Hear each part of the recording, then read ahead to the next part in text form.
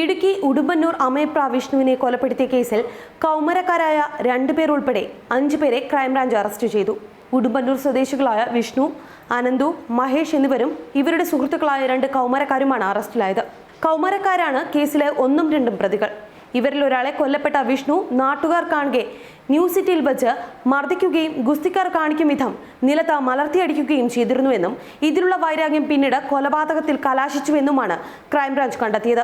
വീട്ടിൽ അതിക്രമിച്ചു കയറി കട്ടിലിൽ കിടന്നുറങ്ങുകയായിരുന്ന വിഷ്ണുവിനെ 1ാം പ്രതിയായ കൗമാരക്കാരൻ കത്തിക്കൊണ്ട് നെഞ്ചിൽ കുത്തിയെന്നും ഈ കുത്ത് മറുപുറത്തെത്തി കട്ടിലിന്റെ പ്ലൈവുഡും തുളച്ചിരുന്നുവെന്നുമാണ് ക്രൈംബ്രാഞ്ച് കണ്ടെത്തിയത്. സംഭവത്തെക്കുറിച്ച് ക്രൈംബ്രാഞ്ച് വെളിപ്പെടുത്തിയ വിവരങ്ങൾ ഇങ്ങനെയാണ്. കേസിലെ 1ഉം 2ഉം 4ഉം പ്രതിയായ അനന്തവും ഒരുമിച്ച് പഠിച്ചവരാണ്. ഇവർക്കൊപ്പം ഉടുമ്പന്നൂർ സ്വദേശിനിയായ പെൺകുട്ടിയും പഠിച്ചിരുന്നു. ഇടക്കാലത്ത് ഈ പെൺകുട്ടി സ്കൂളിലേക്ക് പോയിരുന്ന സ്വകാര്യ ബസ്സിലെ ജീവനക്കാരനുമായി പ്രണയത്തിലായി. ബസ് ജീവനക്കാരനുമായി കൊല്ലപ്പെട്ട വിഷ്ണുവിനും അടുപ്പമുണ്ടായിരുന്നു. ഒരു ദിവസം പെൺകുട്ടിയെക്കുറിച്ച് വിഷ്ണു ബസ് ജീവനക്കാരനുമായി സംസാരിക്കുകയും അതിനിടയിൽ മോശം പരാമർശങ്ങൾ നടത്തുകയും ചെയ്തു. ഇതേക്കുറിച്ച് ബസ് ജീവനക്കാരൻ പെൺകുട്ടിയോട് ചോദിക്കുകയും പെൺകുട്ടി ഇത് കേസിൽ അറസ്റ്റിലായ കൗമാരക്കാരോട് സൂചിപ്പിക്കുകയും ചെയ്തു. ഇവരും സുഹൃത്തുക്കളും ചേർന്ന് ഇത് സംബന്ധിച്ച് വിഷ്ണുവിനോട് ചോദിക്കുകയും വാക്കേറ്റം മൂർച്ഛിച്ച് തമ്മിൽ തല്ലിൽ കലാശിക്കുകയും ചെയ്തിരുന്നു. ഇത്തരത്തിൽ പലവട്ടം സംഘടനകൾ ഉണ്ടായി. കൊല്ലപ്പെടുന്നതിന് 12 ദിവസം മുൻപുണ്ടായ ആക്രമണത്തിലാണ് 2ാം പ്രതിയായ കൗമാരക്കാരനെ വിഷ്ണു നിലംപരിശാക്കിയത്.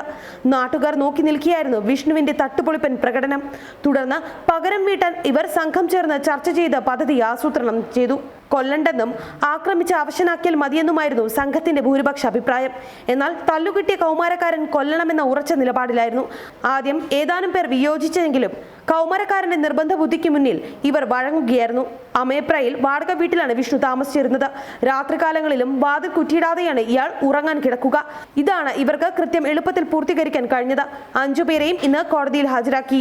2017 ഓഗസ്റ്റ് 11 രാത്രിയിലാണ് ഉടുമ്പന്നൂർ അമേപ്ര സ്വദേശി വിഷ്ണു കൊല്ലപ്പെടുന്നത്. കാശാപ്പ് തൊഴിലാളിയായ വിഷ്ണുവിനെ പുലർച്ചെ ജോലിക്ക് വിളിക്കാൻ ചെന്ന തൊഴിലുടമ കുത്തേറ്റ് മരിച്ച നിലയിൽ കണ്ടെത്തുകയായിരുന്നു.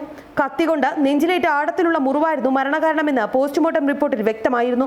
കൊലയാളി കുത്തിയിറക്കിയ കത്തി നെഞ്ചും തുളച്ച് കിടന്ന കട്ടിലും തുളച്ച് പുറത്തെത്തിയിരുന്നു.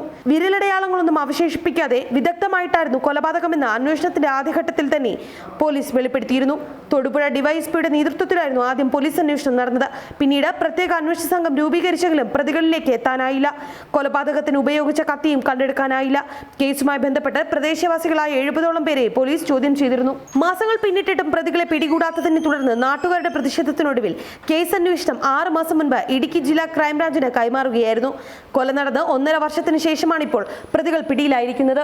ഇടുക്കി ജില്ലാ crime branch DYSP T A. Antony, Kaliya CI T A. Yunus, crime branch SI P.K. Anirudhan, Karimannoor SI Cleetus K. Joseph, ജില്ലാ ക്രൈംബ്രാഞ്ചിൽ നിന്നുള്ള ബിജു, അനിൽ, രഞ്ജിത്ത്, സജീവ്, രജീഷ് തുടങ്ങിയവർ ചേർന്ന് നടത്തിയ തെളിവെടുപ്പിലും അന്വേഷണത്തിലുമാണ് ഇവരെ പിടികൂടിയത്. ന്യൂസ് ഡെസ്ക് മറുനാടൻ TV.